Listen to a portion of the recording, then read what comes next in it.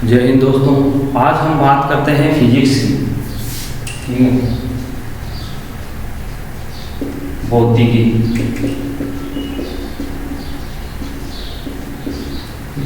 General science में physics के काफ़ी क्वेश्चन पूछे जाते हैं।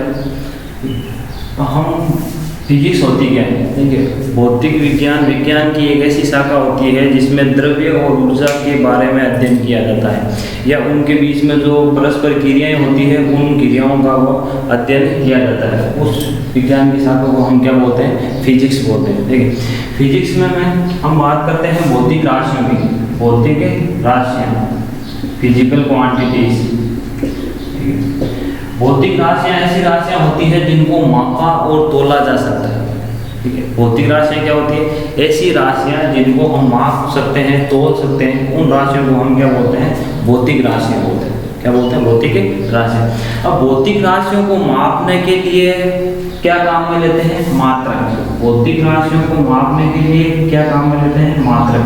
मात्रक वह मानक होता है। ठीक है, मात्रक क्या होता है?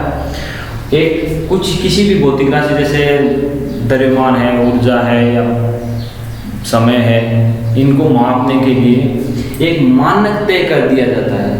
एक मानक तय कर दिया जाता है जिसमें हम, जैसे द्रव्यमान है उसको किलोग्राम में मापते हैं, समय है उसको सेकंड में नापते हैं, लंबाई है उसको मीटर में नापते हैं। तो ये क्या है? एक मानक फिक्स कर दिया गया है, तय कर दिया गया है, जिसमें हम क्या करते हैं? भौतिक राशियों को मापते हैं।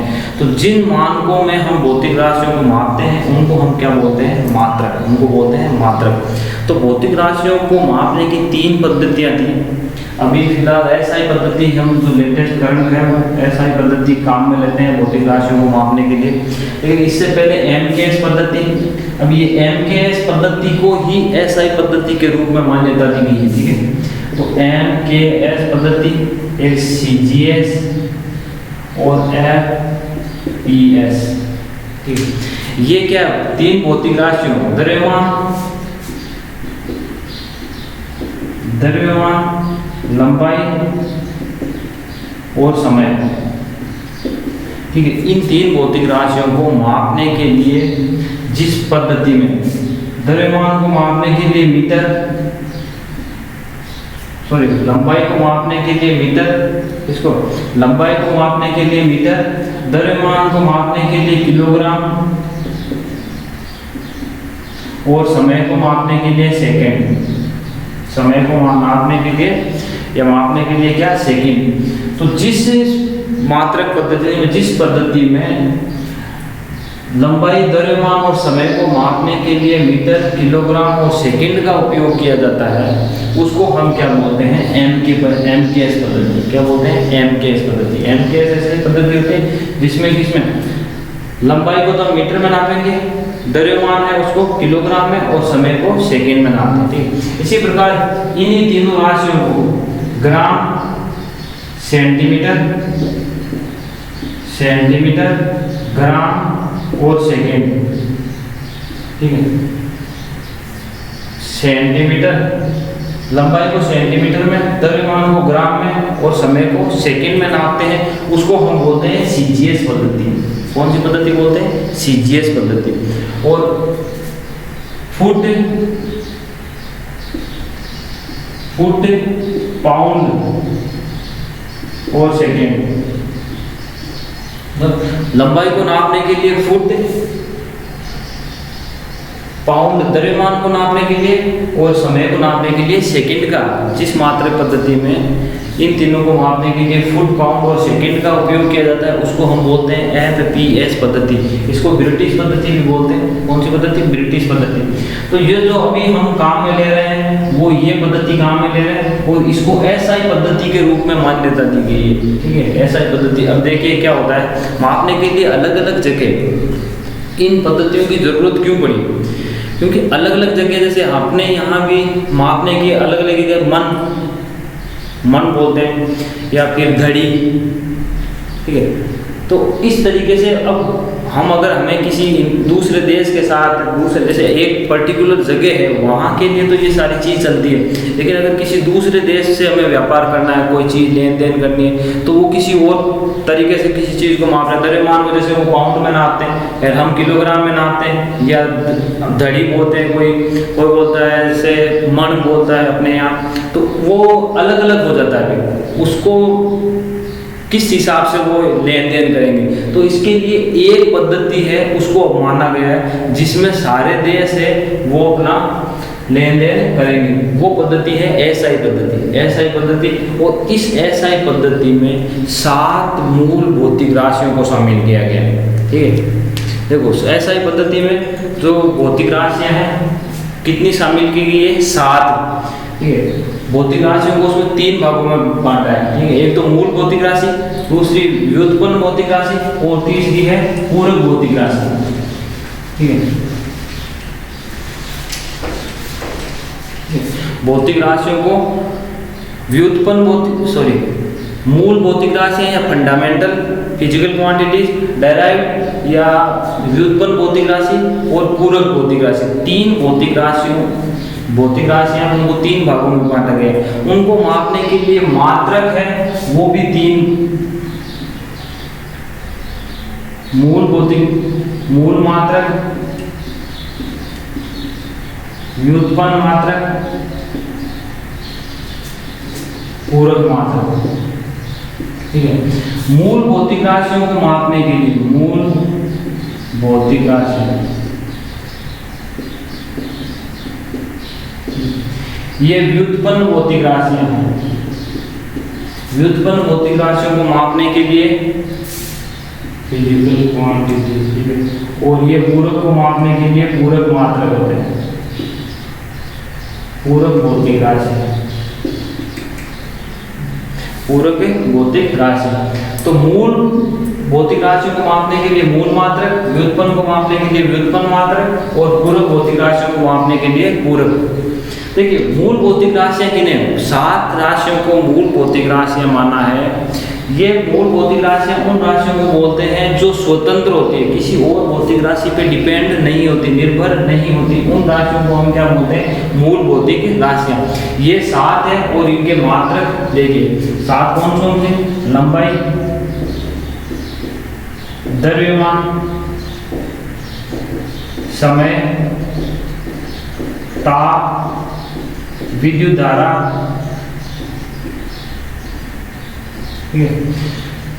ज्योति तीव्रता,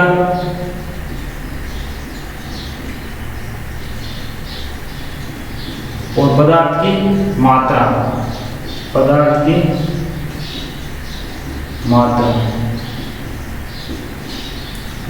ये 7 मूल भौतिक राशियां हैं, और इनको मापने के लिए क्रम से मूल मात्रक कौन से, लंबाई को मीटर में नापते हैं, मीटर, द्रव्यमान को किलोग्राम।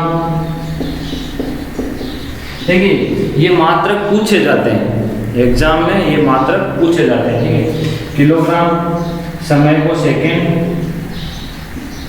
ताप को केल्विन, विद्युत धारा एम्पियर, ज्योति तीव्रता कैंडेला, और पदार्थ की मात्रा को नापते हैं मोल में, पदार्थ की मात्रा को किसमें नापते हैं, मोल में। ठीक है, तो ये मूल भौतिक राशियां होती है। इनके अलावा जो भौतिक राशियां होती है, बल, ऊर्जा, कार्य, जितनी भी है, बहुत सारी है, तो वो सारी की सारी भौतिक राशियों को हम क्या बोलते हैं, मूल भौतिक राशियां, सॉरी व्युत्पन्न भौतिक राशियां। क्यों बोलते हैं, जैसे बल है, बल क्या होता है, ठीक है, बल होता है द्रव्यमान गुणा विस्थापन। अगर बल को हम लिखें तो क्या होगा, द्रव्यमान MA, क्या बोलते हैं, MA, द्रव्यमान गुणा त्वरण, क्या होता है, द्रव्यमान गुणा त्वरण। अब त्वरण क्या होता है, देखिए द्रव्यमान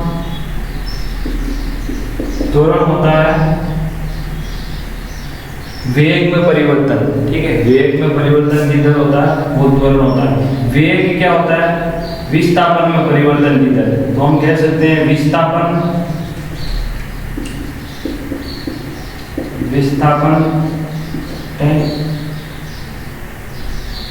समय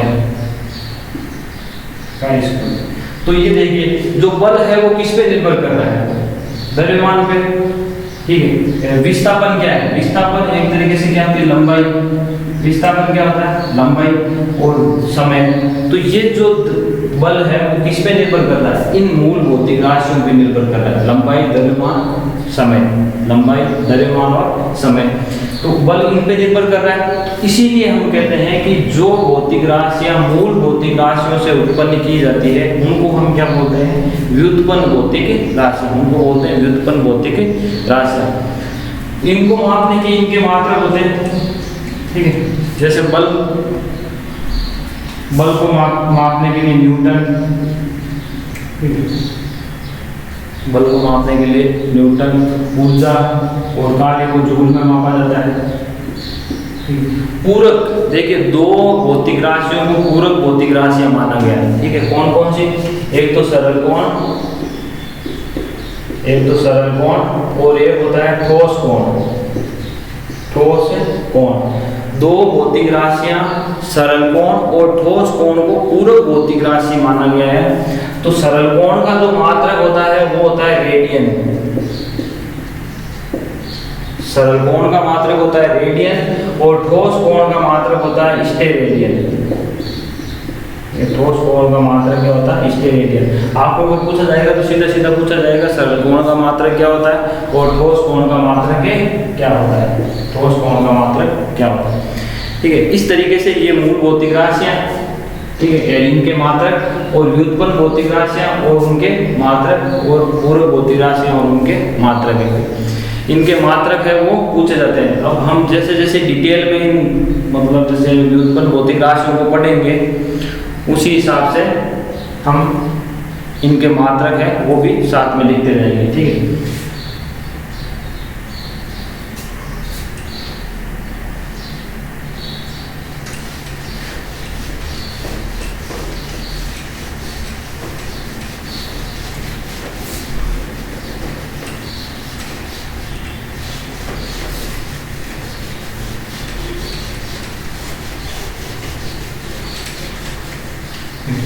मात्रक की बात करें तो एक जो मात्रक सबसे ज़्यादा इसमें लंबाई के लिए पूछा जाता है प्रकाश वर्ष। देखिए प्रकाश वर्ष किसका मात्रक है, ठीक है। प्रकाश वर्ष है वो लंबाई का मात्रक होता है, किसका मात्रक होता है, लंबाई का मात्रक होता है प्रकाश वर्ष। देखिए वैसे लंबाई का मात्रक मीटर होता है, ठीक है, लंबाई का मात्रक मीटर होता है, पर प्रकाश वर्ष से है वो बड़ी इकाई होती है, बड़ा मात्रक होता है मीटर का, सॉरी इसका लंबाई का बड़ा मात्रक होता है। वैसे लंबाई का सबसे बड़ा मात्रक होता है वो होता है 5 सेक। लंबाई का जो सबसे बड़ा मात्रक होता है वो होता है 5 सेक, मतलब 5 सेक। प्रकाश वर्ष क्या होता है, प्रकाश द्वारा लाइट द्वारा एक साल में तय की गई दूरी है वो क्या होती है, एक प्रकाश वर्ष कहलाती है, एक प्रकाश वर्ष कहलाती है। तो इसीलिए क्या होता है, ये लंबाई का बहुत बड़ा मात्रक होता है, ठीक है। इससे बड़ा मात्रक होता है वो होता है 5 सेक। तो आपको सीधा पूछा जाता है प्रकाश वर्ष है वो किसका मात्रक होता है, प्रकाश वर्ष किसका मात्रक होता है, तो प्रकाश वर्ष है वो लंबाई का मात्रक होता है। ये चीज़ ध्यान रखने वाले। बाकी देखिए अब हम बात करते हैं भौतिक राशियाँ, उनको क्या होता है 3 तरीके से, मतलब उनको प्रदर्शित करने के लिए किन किन चीज़ों की जरूरत होती है उसके अकॉर्डिंग उनको और डिवाइड किया गया है। जैसे सदिश राशियां और अदिश राशियां, सदिश राशियां और अदिश राशियां। एक कुछ होती है जो मात्रकहीन राशियां भी होती है, ठीक है, मात्रकहीन राशियां होती है, मात्रकहीन राशियां, या फिर मैं इसको अदिश लिख लेता हूँ, अदिश और देखिए मात्रकहीन, देखिए कोई भी भौतिक राशि है उसको लिखने के लिए सबसे पहले किस चीज़ की जरूरत होती है? न्यूमेरिकल वैल्यू, उसका परिमाण, ठीक है, मात्रात्मक उसके परिमाण। तो मात्रकहीन राशियां ऐसी राशियां होती है जिनको सिर्फ उनके परिमाण से व्यक्त किया जाता है, इससे परिमाण। जैसे मात्रकहीन राशि होती है अपवर्तनांक, अपवर्तनांक मात्रकहीन राशि होती है। इस अपवर्तनांक का कोई मात्रक नहीं होता है, ठीक है, मात्रक नहीं होता है, क्योंकि ये क्या होता है? कोण का रेशियो होता है। कोण है आपतन कोण और परावर्तन कोण का अनुपात होता है, इसलिए वो कोण से कोण का मात्रक कैंसिल हो जाता है और अपवर्तनांक का कोई मात्रक नहीं होता। अदिश राशि, मैंने अभी बोला कि भौतिक राशियों को लिखने के लिए सबसे पहले किसकी? न्यूमेरिकल वैल्यू, उसके परिमाण की जरूरत होती है, ठीक है, परिमाण की जरूरत है। परिमाण हमने लिख दिया साहब 5 लिख दिया या 10 लिख दिया। अभी हम कहीं जाके बोले कि 10 2, तो 10 क्या? अब 10 है या 5 है वो क्या है? किलोग्राम में क्या है? किलोग्राम है या फिर मीटर है या फिर कोई और चीज़ है। तो उसके लिए हमें क्या होती है? मात्रक की जरूरत पड़ती है। इसकी जरूरत पड़ती है मात्रक की। तो ये मात्रकहीन भौतिक राशियां होती हैं जिनको सिर्फ परिमाण से दिखा सकते हैं। लेकिन अदिश राशियां ऐसी राशियां होती हैं जिनको परिमाण और मात्रक की सहायता से, जैसे 5 किलोग्राम, 5 किलोग्राम। अब हम 5 किलोग्राम मतलब कि कोई भी चीज़ है उसका द्रव्यमान है वो कितना है? 5 किलोग्राम। 5 किलोग्राम चीनी हो सकती है, 5 किलोग्राम है गुड़ हो सकता है, कुछ भी है, तो 5 किलोग्राम। 10 लीटर दूध, ठीक है। तो ये इनका सब जो भौतिक राशियां हैं उनका फिक्स कोई मात्रक होता है। तो ऐसी भौतिक राशि जिसको परिमाण और उसके मात्रक से पूर्णतः व्यक्त किया जा सकता है उनको हम क्या बोलते हैं? अदिश राशियां बोलते हैं। उनको क्या बोलते हैं? अदिश राशियां। और सदिश राशियां ऐसी राशियां जिनको उनके परिमाण मात्रक और उसके साथ साथ दिशा की भी जरूरत होती है। परिमाण मात्रक प्लस दिशा, मतलब जिनको व्यक्त करने के लिए परिमाण मात्रक और दिशा की भी आवश्यकता होती है, ऐसी भौतिक राशियों को हम क्या बोलते हैं? सदिश राशियां। अदिश राशियां कौन कौन सी होती है? दूरी, चाल और विद्युत धारा। विद्युत धारा का पूछा जा सकता है, विद्युत धारा, क्योंकि विद्युत धारा की दिशा होती है, विद्युत धारा की दिशा होती है, ठीक है। जैसे इलेक्ट्रॉन है वो नेगेटिव होता है, वो प्लस आवेश की तरफ, मतलब प्लस वाला टर्मिनल है उसकी तरफ जाता है। तो जो धारा है वो प्लस वाले से माइनस वाले टर्मिनल की तरफ आती है। तो विद्युत धारा की दिशा होती है, फिर भी ये क्या होती है? एक अदिश राशि होती है, क्योंकि ये सदिशों के योग के जो नियम होते हैं, सदिश राशियों के योग के नियम होते हैं, उनको सेटिस्फाई नहीं करती है। इस वजह से ये भी एक अदिश राशि होती है, ठीक है। सदिश राशियां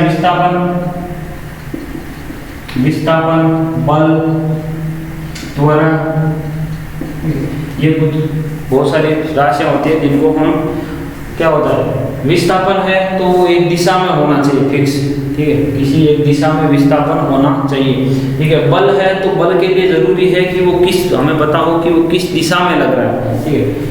ऐसी राशियां जिनको रिप्रेजेंट करने के लिए, बताने के लिए, दिखाने के लिए, दर्शाने के लिए क्या मात्रक के साथ साथ दिशा की भी आवश्यकता होती है। न्यूमेरिकल वैल्यू, परिमाण, मात्रक और दिशा, तीनों चीज़ों की जरूरत होती है। उनको हम बोलते हैं सदिश राशियां। उनको क्या बोलते हैं? सदिश राशियां।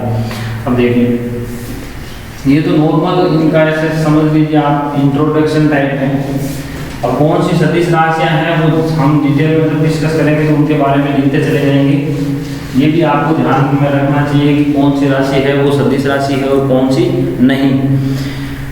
देखिए, अब बात करते हैं हम गति की, ठीक है। किसी भी पदार्थ की या किसी भी वस्तु की दो स्थितियां हो सकती है, ठीक है। दो स्थितियां, या तो वो स्थिर होगा, ठीक है, कोई भी वस्तु है या तो क्या होगी? स्थिर होगी, या फिर वो क्या होगी? गतिशील होगी। क्या होगी? गतिशील। या तो कोई भी वस्तु क्या होती है? स्थिर होती है या क्या होती है? गतिशील। देखिए स्थिर कौन सी, अगर किसी वस्तु की स्थिति में, अगर किसी वस्तु की स्थिति में समय के सापेक्ष, समय के साथ उसकी स्थिति में परिवर्तन नहीं होता है, समय के साथ किसी वस्तु की स्थिति में परिवर्तन नहीं होता है, तो उस ऐसी वस्तु को हम क्या बोलेंगे कि ये वस्तु क्या है, स्थिर है। वस्तु क्या है, स्थिर। और अगर समय के साथ किसी वस्तु की स्थिति में परिवर्तन हो रहा है, अगर समय के साथ किसी वस्तु की स्थिति में परिवर्तन हो रहा है, तो उसको हम क्या बोलेंगे, ये वस्तु है वो क्या है, गतिशील अवस्था में। जैसे कोई टाइम पे अगर कोई वस्तु ए इस पॉइंट यहाँ पे थी, ए बिंदु पे थी, और अगर कुछ समय बाद वो यहाँ बी पे पहुँच जाती है, तो हम क्या कहेंगे कि ये जो वस्तु है वो क्या है, गतिशील है। कोई भी वस्तु है अगर समय के साथ उसकी स्थिति में परिवर्तन हो रहा है, तो उसको हम क्या बोलते हैं कि वस्तु क्या है, गतिशील है। क्या है, गतिशील। ठीक है, तो ये बात होती है स्थिर और गतिशील अवस्था। गतिशील अवस्था तब बोलेंगे जब अगर समय के साथ वस्तु की स्थिति में क्या होता है, परिवर्तन हो रहा है, वस्तु की स्थिति में परिवर्तन हो रहा है। तो ठीक है, अब बात करते हैं हम दूरी। देखिए दूरी, दूरी क्या होती है, डिस्टेंस।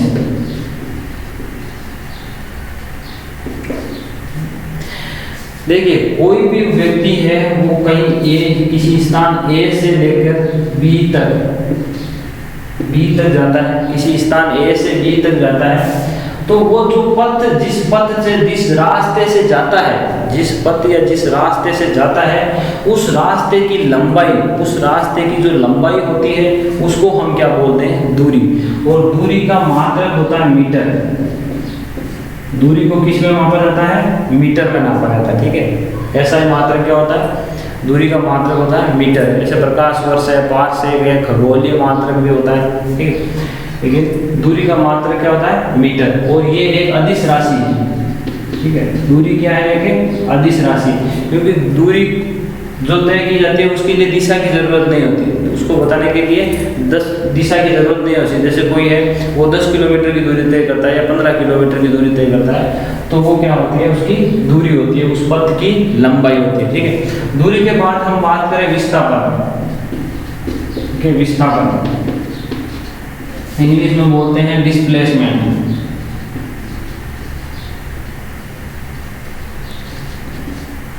डिस्प्लेसमेंट, विस्थापन क्या होता है, जैसे इस व्यक्ति ने ए से लेके बी तक जो दूरी तय की है, वो ए से बी, उसकी स्थिति ए से बी तक हुई है, तो इस दोनों स्थितियों के बीच की जो मिनिमम डिस्टेंस है, ठीक है, मिनिमम डिस्टेंस है न्यूनतम दूरी, न्यूनतम दूरी। तो ये न्यूनतम दूरी को हम क्या बोलते हैं, विस्थापन। न्यूनतम दूरी को क्या बोलते हैं, विस्थापन। विस्थापन का मात्रक भी क्या होता है, मीटर। विस्थापन का मात्रक भी मीटर होता है, लेकिन ये क्या होती है कि सदिश राशि होती है। विस्थापन क्या होती है, सदिश राशि होती है, क्योंकि विस्थापन के लिए आपको ये जानना जरूरी है कि विस्थापन है वो किस दिशा में हुआ है।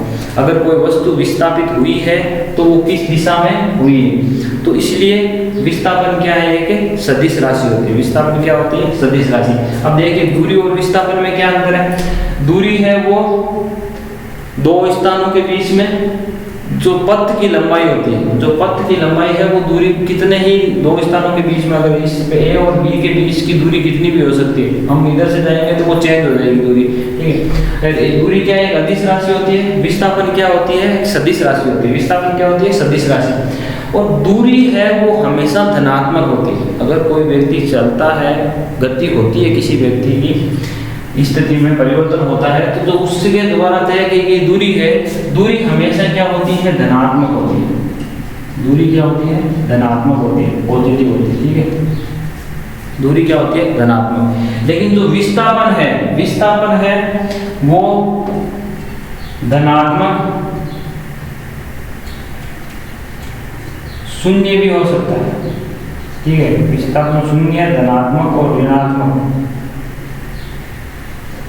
ठीक है, विस्थापन है वो क्या हो सकता है, शून्य भी हो सकता है, धनात्मक भी हो सकता है और ऋणात्मक भी हो सकता है। जैसे अगर कोई व्यक्ति यहाँ ए से चला बी तक आया और बी से वापस ए तक आ गया, वो ए पर वापस आ गया, तो उसका जो विस्थापन क्या होगा, शून्य, क्योंकि उसकी स्थिति में तो परिवर्तन हुआ ही नहीं, उसकी स्थिति में परिवर्तन हुआ नहीं, क्योंकि वो ए से कितना ही घूम फिर के, जैसे या फिर कोई वर्तीय गति कर रहा है, जैसे यहाँ से गति करते हुए वापस यहाँ आता है, तो इस बिंदु पे जब वो प्रारंभिक बिंदु पे पहुंचता है तो उसका विस्थापन क्या हो जाता है, जीरो हो जाता है। तो विस्थापन देखो, दूरी हमेशा धनात्मक होती है, लेकिन विस्थापन है वो धनात्मक, शून्य और ऋणात्मक है, वो तीनों हो सकता है, ठीक है, या होता है, हो सकता है क्या, होता नहीं है, ठीक है, वो कंडीशन पे डिपेंड करता है। अगर कोई वस्तु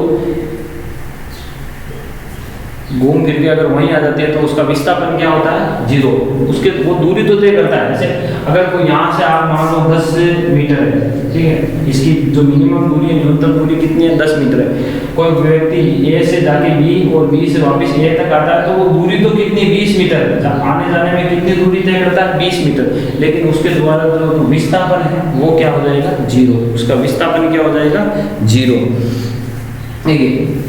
विस्थापन, अब बात चाल, ठीक है, अब हम बात करते हैं चाल की। देखिए दूरी में परिवर्तन की, जैसे दूरी है समय के साथ एकांक समय में, हम कहेंगे एकांक समय में तय की गई दूरी को क्या बोलते हैं, चाल। एकांक समय में चाल क्या होती है, स्पीड, ठीक है, चाल क्या होती है, एकांक समय में तय की गई दूरी, हम कह सकते हैं चाल बराबर दूरी बटा समय। चाल बराबर क्या होता है, दूरी बटा समय, चाल होता है दूरी बटा समय। चाल एक अदिश राशि है, चाल भी क्या होती है, एक अदिश राशि है, चाल क्या होती है, एक अदिश राशि होती है। इसका मात्रक, ठीक है, मात्रक क्या होता है, दूरी को किस में नापते हैं, मीटर में, मीटर में, और समय को सेकंड में, जो इनका तो दूरी, ये चाल का मात्रक क्या हो गया, मीटर पर सेकंड, मीटर पर सेकंड इसका मात्रक, और ये राशि क्या होती है, अदिश राशि होती है, क्या होती है, अदिश राशि। अब चाल है वो क्या हो सकती है, एक समान चाल हो सकती है या असमान चाल हो सकती है। अगर जैसे मैं कहूँ कि प्रत्येक 10 सेकंड में, प्रत्येक 10 सेकंड में कोई भी व्यक्ति है वो कितनी 50 मीटर दूरी तय कर रहा है, फिर अगले 10 सेकंड में फिर उसने कितने 50 मीटर की दूरी तय की, ठीक है, फिर अगले 10 सेकंड में वो फिर 50 मीटर की दूरी तय कर रहा है। तो इस तरीके से अगर समान समय अंतराल में, अगर समान समय अंतराल में समान दूरी तय करता है कोई भी व्यक्ति या कोई भी वस्तु, तो उसकी जो चाल होगी वो क्या होगी, एक समान चाल, एक समान चाल होगी, उसकी चाल को हम क्या बोलेंगे, यूनिफॉर्म स्पीड, ठीक है, एक समान चाल होगी उसकी। और अगर ऐसा नहीं हो, समय के साथ उसकी चाल में परिवर्तन होता है, समय के साथ, जैसे पहले 10 सेकंड में 50 मीटर, दूसरे वाले 10 सेकंड में उसने 150 मीटर और तीसरे वाले में सिर्फ 10 मीटर की दूरी तय की है। इस तरीके से अगर समान समय अंतरालों में वो समान दूरी नहीं तय करता है तो उसकी जो चाल होती है उसको असमान चाल बोलते हैं। क्या बोलते हैं? असमान चाल, नॉन यूनिफॉर्म स्पीड। तो ये बात होगी चाल की। ध्यान क्या रखने वाली बात है, चाल क्या होती है? दूरी बटा समय, दूरी बटा समय। जितना दूरी, कितनी दूरी तय की गई है और दूरी को तय करने में समय कितना लगा है, ठीक है। अब अगर एक चीज होती है औसत चाल, औसत चाल, जैसे मैंने ये कहा पहले 50 मीटर, फिर 150 मीटर और फिर 10 मीटर, तो कुल दूरी, औसत चाल क्या होती है? कुल दूरी बटा कुल समय,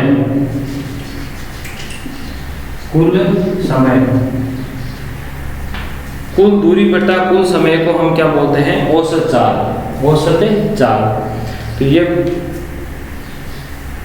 चाल, ठीक है। स्पीड क्या होती है? स्पीड। अब हम बात करते हैं विस्थापन की बात कर ली, दूरी की बात कर ली, चाल की बात कर ली। अब देखिए वेग, ठीक है। ध्यान रखिएगा चाल क्या है? अदिश राशि है। चाल क्या होती है? अदिश राशि। अब हम बात करते हैं वेग की, ठीक है। वेग क्या होता है? विस्थापन में परिवर्तन की दर। अगर समय के साथ विस्थापन में परिवर्तन हो रहा है जैसे विस्थापन है, विस्थापन का जो मात्रक होता है वो क्या होता है? विस्थापन का मात्रक होता है मीटर।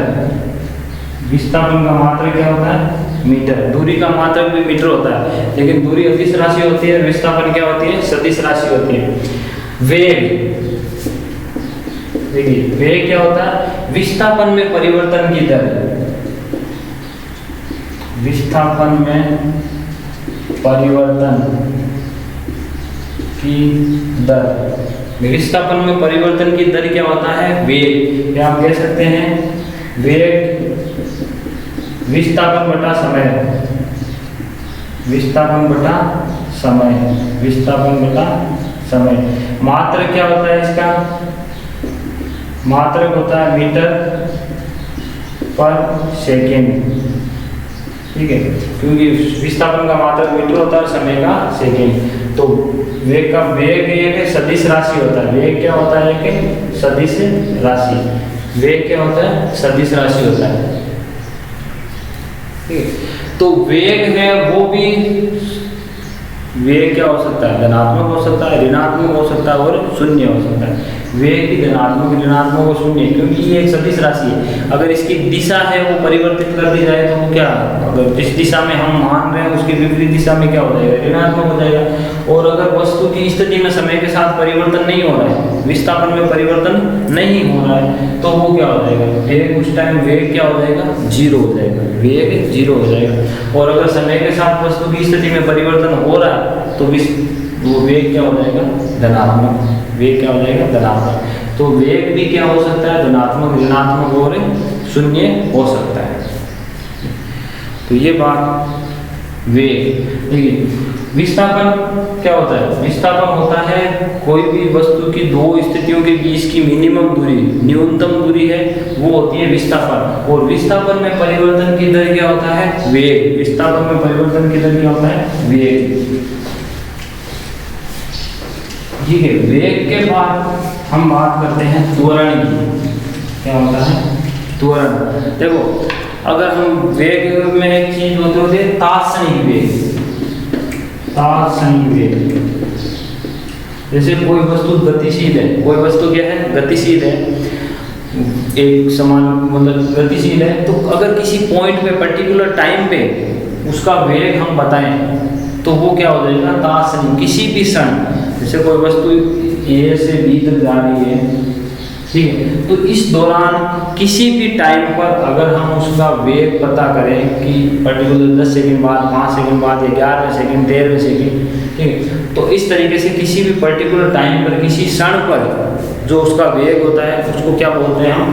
तात्क्षणिक वेग होता है, तात्क्षणिक वेग। इसी प्रकार अगर चाल की बात हो, किसी पर्टिकुलर टाइम पे चाल की बात हो तो वो तात्क्षणिक चाल हो जाएगी। और त्वरण की बात होगी तो वो क्या हो जाएगा? तात्क्षणिक त्वरण हो जाएगा। क्या हो जाएगा? तात्क्षणिक त्वरण।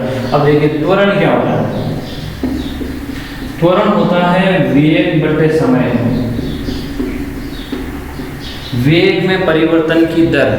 क्या होता है? वेग में परिवर्तन की दर। त्वरण भी एक सदिश राशि होता है, त्वरण भी क्या होता है? एक सदिश राशि होता है। और इसका मात्रक क्या होता है? मीटर पर सेकंड स्क्वायर, मीटर पर सेकंड स्क्वायर। जो त्वरण का मात्रक क्या होता है? मीटर पर सेकंड स्क्वायर। तो त्वरण भी धनात्मक, ऋणात्मक और शून्य हो सकता है। त्वरण है, देखिए बहुत ध्यान रखने वाली चीज है ये। जो जो बात मैं बोल रहा हूँ सभी इम्पोर्टेंट है, ठीक है। तो हर एक चीज को आपको ध्यान में रखना है कि त्वरण क्या हो सकता है? धनात्मक, शून्य और ऋणात्मक। त्वरण भी क्या है? ठीक है। जैसे अगर आप कोई गाड़ी चलाना स्टार्ट करते हो तो धीरे धीरे उसकी स्पीड बढ़ाते हो, एक्सेलरेशन इंग्लिश में इसको बोलते हैं एक्सेल, ठीक है। तो जैसे अगर आप स्टार्टिंग में कोई गाड़ी चलाना शुरू करते हो तो उसकी धीरे धीरे स्पीड बढ़ाते हो, तो धीरे धीरे स्पीड बढ़ाने का मतलब वेग में परिवर्तन है वो पॉजिटिव हो रहा है। वेग में समय के साथ क्या हो रहा है? परिवर्तन है वो धनात्मक हो रहा है, तो उसका जो त्वरण होगा वो क्या होगा, धनात्मक। अगर कोई भी वस्तु एक समान वेग से गति कर रही है, कोई वस्तु है एक समान वेग से गति कर रही है, तो आपको सीधा सीधा पूछा जा सकता है कि एक समान वेग से गति करने वाली वस्तु का त्वरण कितना होता है। अगर एक समान वेग से गति करने वाली वस्तु का त्वरण कितना होता है, तो एक समान वेग से अगर कोई वस्तु गति करे तो उसका त्वरण क्या होता है, 0 होता है। क्या होता है, 0, 0। क्योंकि त्वरण क्या होता है, वेग में परिवर्तन की दर। अगर वेग में परिवर्तन हो ही नहीं रहा है तो त्वरण क्या हो जाएगा, 0। और अगर जैसे गाड़ी को हम रोकते हैं तो क्या होता है, वेग कम करते हैं, उसकी स्पीड कम करते हैं, तो वो क्या होता है, ऋणात्मक परिवर्तन होता है उसमें। मतलब एक टाइम मतलब जो वेग बढ़ रहा था और वो वेग घट रहा है, तो त्वरण क्या हो जाएगा, ऋणात्मक हो जाएगा। उस ऋणात्मक त्वरण को हम बोलते हैं मंदन। ऋणात्मक त्वरण को क्या बोला जाता है, मंदन, जिसकी वजह से गाड़ी क्या होती है, रुक जाती है। गाड़ी क्या होती है, रुक जाती है, मंदन। ठीक है, तो ये बात हो गई त्वरण की। त्वरण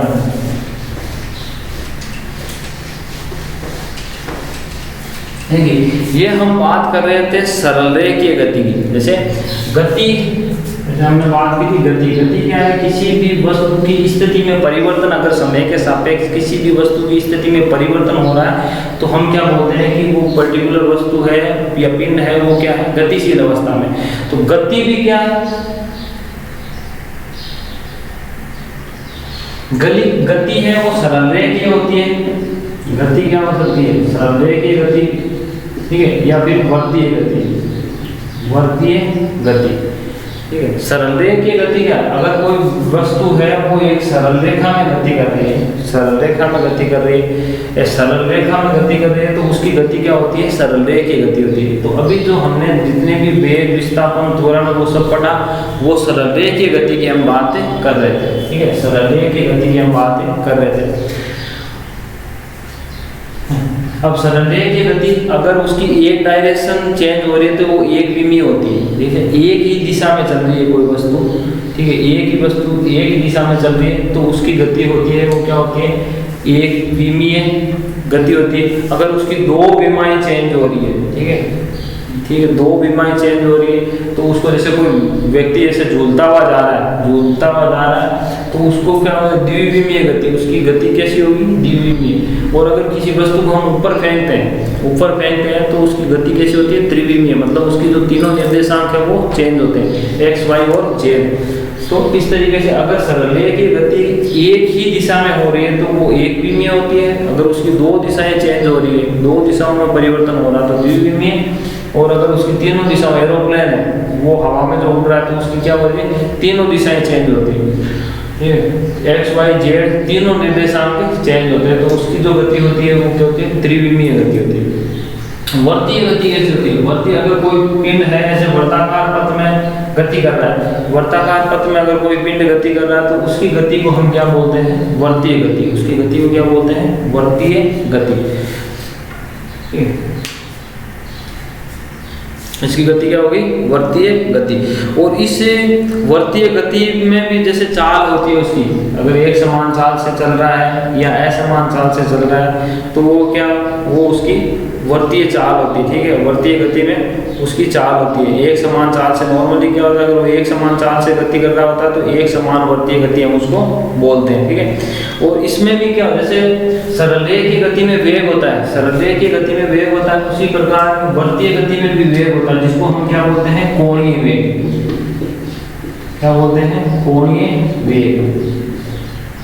वर्तीय गति में जो वेग होता है उसको हम क्या बोलते हैं, कोणीय वेग। क्योंकि ये ठीक है ऐसे घूम रही है इसमें, तो इसका जो वेग होगा क्या होगा, कोणीय वेग होगा।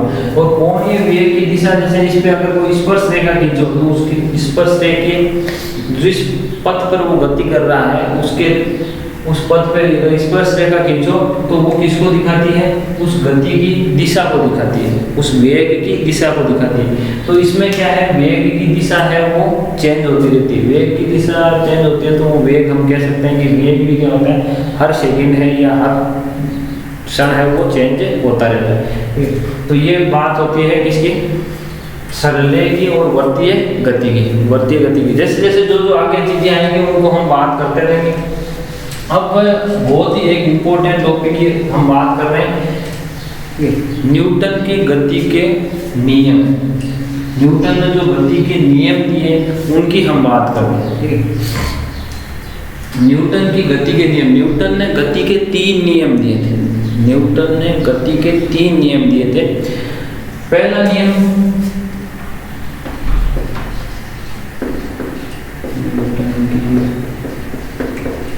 गति के नियम, ठीक है। न्यूटन ने गति के 3 नियम दिए थे।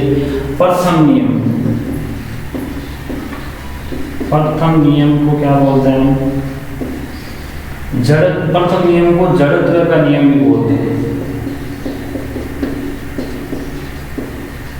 जड़त्व का नियम, प्रथम नियम को क्या बोलते हैं? जड़त्व का नियम। द्वितीय नियम, देखो चलो पहले हम जड़त्व के नियम की बात कर लेते हैं। प्रथम नियम को क्या, जड़त्व का नियम या गैलीलियो का नियम भी बोलते हैं। जड़त्व क्या होता है, देखिए ये भी जान, ठीक है। जड़त्व क्या होता है? जैसे कोई भी वस्तु अगर स्थिर है, कोई भी वस्तु अगर स्थिर है तो वो स्थिर रहना चाहती है, ठीक है, वो स्थिर ही रहेगी। और कोई अगर वस्तु गतिशील है तो वो गतिशील अवस्था में ही रहना चाहेगी जब तक कि उस पर कोई बाहर से बल नहीं लगाया जाए, ठीक है। तो वस्तु का जो ये गुण होता है उसको हम क्या बोलते हैं? जड़त्व बोलते हैं, ठीक है। वस्तु का वह गुण जिसके वजह से, जिसके कारण वह अपनी स्थिति में परिवर्तन का विरोध करती है, उसको क्या बोलते हैं? जड़त्व बोलते हैं। बात समझ में? स्थिति में परिवर्तन, अगर वो गतिशील है तो वो गतिशील रहना चाहिए, मतलब वो अपनी स्थिति में परिवर्तन नहीं करना चाहिए। और अगर स्थिर है तो वो स्थिर रहना चाहिए, ठीक है। तो उसको हम क्या बोलते हैं? उस गुण को हम बोलते हैं जड़त्व। उस गुण को क्या बोलते हैं? जड़त्व। और यही जो है वो गति का प्रथम नियम होता है। ये क्या होता है? गति का प्रथम नियम होता है कि अगर कोई वस्तु गतिशील है तो गतिशील अवस्था में रहना चाहिए, और कोई वस्तु विराम अवस्था में है तो वो क्या? विराम अवस्था में रहना चाहिए जब तक उस पर कोई बाहर से बल नहीं लगाए। अगर बाहर से अगर कोई बल नहीं लगाए या कोई फोर्स अप्लाई नहीं करे तब तक क्या होता है? वो वस्तु है वो गतिशील या स्थिर अवस्था में ही रहती है, ठीक है। ये होता है न्यूटन की गति का प्रथम नियम, जिसको हम जड़त्व का नियम या गैलीलियो का नियम भी बोलते हैं। इससे गति के प्रथम नियम से हमें बल की परिभाषा मिलती है, ठीक है। बल की परिभाषा, ठीक है। बल क्या होता है, ठीक है। बल क्या होता है? बल एक ऐसा प्रयास जो किसी वस्तु को स्थिति में परिवर्तन कर दे, ठीक है। किसी भी वस्तु को अगर हम स्थिति में परिवर्तन करें या उसकी कोशिश करें तो वो जो प्रयास किया जाता है उसकी स्थिति में परिवर्तन करने का, उसको हम बोलते हैं बल, ठीक है। बल, उसको बोलते हैं बल। तो जो प्रथम नियम है वो बल की परिभाषा भी देता है। अब इसके अगर हम जनरल बात करें तो इसके न्यूटन की गति के प्रथम नियम के देखिए क्या क्या जनरल लाइफ में हम इसके क्या क्या एग्जांपल्स देखते हैं। जैसे कोई भी वस्तु है, हम गाड़ी में जा रहे हैं, ठीक है। गाड़ी में जा रहे हैं, गाड़ी अचानक रुकती है तो हम आगे की तरफ गिरते हैं, ठीक है, आगे की तरफ गिरते हैं। या कोई व्यक्ति घुड़सवार है, कोई घुड़सवार है, उस अचानक से अगर घोड़ा दौड़ना शुरू कर दे तो वो पीछे की तरफ गिर जाता है, पीछे की तरफ गिर जाता है। उसकी वजह क्या है? उसकी वजह है जड़त्व, उसकी वजह है जड़त्व। जैसे कोई गाड़ी में अगर कोई व्यक्ति गतिशील है, गाड़ी के साथ गतिशील है, तो उसकी जो शरीर है, उसका जो बॉडी है वो क्या है? गतिशील अवस्था में ही रहना चाहेगा। वो क्या है? गति करते हुए रहना चाहेगा, वो रुकेगा नहीं। लेकिन अगर गाड़ी को अचानक से रोक दिया, तो जो गाड़ी के कांटेक्ट में अपना शरीर है, उस व्यक्ति का शरीर है, वो तो क्या रुक जाएगा। लेकिन जो बाकी शरीर है वो क्या करेगा? गति करते हुए रहना चाहेगा, तो वो फिर आगे गिरता है, ठीक है, आगे गिरता है। इसी प्रकार जो घुड़सवार है वो अगर बैठा है घोड़े पे, अचानक से घोड़ा चलता है तो उसका शरीर क्या है? स्थिर अवस्था में है, वो स्थिर ही रहना चाहता है। लेकिन घोड़ा क्या है? गति करता है, तो वो पीछे की साइड गिर जाता है। इसी प्रकार आप जैसे हम कोई भी कपड़े वगैरह उनको साफ करते हैं, मतलब क्या कपड़े को पीट देना, मतलब किसी भी तरीके से पीटो तो उसमें क्या है? जो मिट्टी के कण होते हैं, वो बाहर निकल जाते हैं। कपड़े को अगर आप किसी लकड़ी की सहायता से जैसे पीटो तो वो क्या होता है, जो उसके अंदर मिट्टी के कण होते हैं ना, या जो रेत होती है या कुछ और चीज़ है जो भारी है, उस कपड़े का पार्ट नहीं है, वो क्या होती है, बाहर निकल जाती है। क्योंकि क्या होता है, हम जैसे ही लकड़ी से किसी से हाथ से उस कपड़े पे वार करते हैं ना, तो वो कपड़ा तो क्या है हमारे पीटने से गति करेगा, लेकिन जो वो कण है मिट्टी के वो क्या स्थिर रहना चाहेंगे, तो वो क्या वहीं रहेंगे, कपड़ा आगे चला जाएगा और वो नीचे गिर जाएंगे। इस तरीके से ये कुछ जो जनरल लाइफ के एग्जाम्पल्स हैं जिसमें हम जड़त्व के वो चीज को गुण को है या जड़त्व को हम महसूस करते हैं कि जड़त्व क्या है। तो जड़त्व क्या है, जड़त्व किसी भी वस्तु का ऐसा गुण होता है जिसकी वजह से वो अपनी स्थिति में परिवर्तन का विरोध करती है, जिसकी वजह से वस्तु क्या करती है, अपनी स्थिति में परिवर्तन का विरोध करती है। ठीक है। अब गति का दूसरा नियम, गति का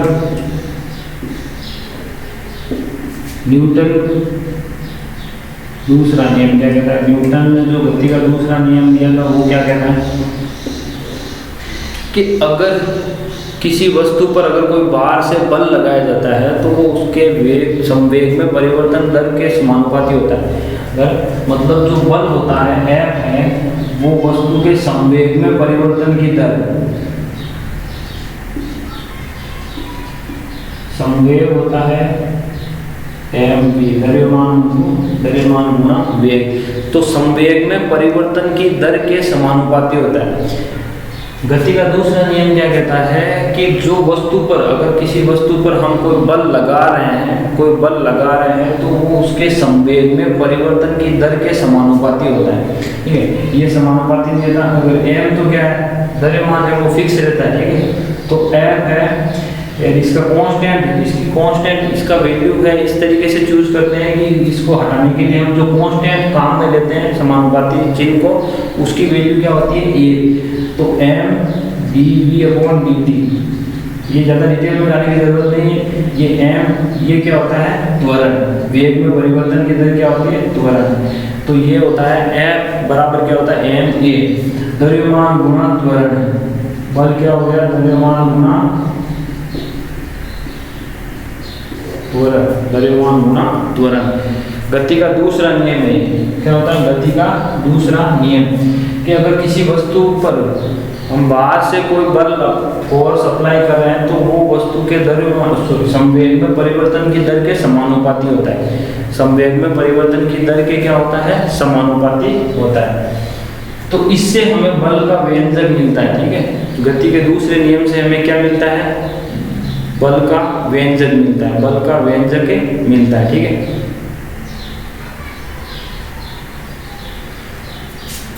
तो अब देखिए अगर हम जैसे ये क्या होता है, जो बल है वो किसके, त्वरण के समानुपाती होता है, त्वरण के समानुपाती होता है। अगर बल बढ़ाएंगे तो त्वरण बढ़ेगा और त्वरण बढ़ाएंगे तो क्या बढ़ेगा, बल बढ़ेगा। एक बात यहाँ आती है संवेग। ठीक है, पहले संवेग से पहले हम क्या करते हैं, गति की तीसरा नियम डिस्कस कर लेते हैं। ठीक है, तीसरा नियम गति की न्यूटन की गति का तीसरा नियम क्या होता है, न्यूटन की गति का तीसरा नियम होता है क्रिया प्रतिक्रिया का नियम, क्रिया प्रतिक्रिया का नियम। तीसरा नियम होता है उसको हम क्या बोलते हैं, उसको दूसरा नाम क्या दिया है, क्रिया प्रतिक्रिया का नियम। ठीक है, क्रिया प्रतिक्रिया का नियम। अगर हम कोई भी क्रिया कर रहे हैं तो उसके विपरीत एक प्रतिक्रिया होगी, उसके विपरीत उतनी ही मात्रा में क्या होगी, एक प्रतिक्रिया होगी। जैसे आपने देखा होगा बंदूक अगर कोई चला रहा है तो वो जैसे बड़ी वाली बंदूक होती है उसको यहाँ कंधे पे रख के फिर निशाना साधता है। क्यों, क्योंकि जो बंदूक की गोली आगे जाएगी तो वो पीछे धक्का लगाती है। रॉकेट जब ऊपर जाती है तो वो क्या करती है, नीचे दाब लगाती है, नीचे क्या लगाती है, दाब लगाती है, जिसकी वजह से उतनी ही जितना रॉकेट नीचे की तरफ दाब लगाती है उतना ही जो बल है वो नीचे से पृथ्वी की तरफ से उस पर लगाया जाता है रॉकेट पे, जिसकी वजह से वो ऊपर उड़ती है। ठीक, तो ये चीज बंदूक है वो पीछे फोर्स लगाती है, ठीक है, बंदूक क्या करती है, पीछे फोर्स लगाती है। तो ये रॉकेट है वो क्या है, क्रिया प्रतिक्रिया करनी है। अगर जैसे हम पृथ्वी पे चल पा रहे हैं, हम पृथ्वी पे चल पा रहे हैं, तो हम जितना बल पृथ्वी पे लगा रहे हैं ना, उतना का उतना बल पृथ्वी क्या है, विपरीत दिशा में अपनी तरफ लगाती है, विपरीत दिशा में हमारी तरफ लगाती है, जिसकी वजह से हमारे सारा सिस्टम का पृथ्वी पे जो कुछ भी है वो सारा क्या है, बैलेंस है, ठीक है, क्या है, बैलेंस कंडीशन में। नहीं तो जैसे घर्षण, इसकी वजह भी क्या है, घर्षण, घर्षण भी तो इसी की वजह से कि भाई घर्षण है। अगर घर्षण नहीं होता तो क्या होता है कि जितना बल हम लगा रहे हैं उतना बल है वो वापस हमारे ऊपर नहीं लग पाता। घर्षण अगर कहीं कम होता है तो उसकी वजह से जितना बल हम लगा रहे हैं उतना नहीं लग पाता, तो हम चल नहीं पाते। तो जितना हम बल लगा रहे हैं पृथ्वी पे उतना का उतना बल है वो पृथ्वी विपरीत दिशा में हम पर लगाती है, इसी वजह से हम चल पाते हैं। तो ये होता है क्रिया प्रतिक्रिया का नियम, ठीक है, इसको बोलते हैं एक्शन रिएक्शन का नियम, ठीक है, जिसमें तो आज के लिए हम इतना ही, फिर आगे बात करेंगे इसके बारे में और।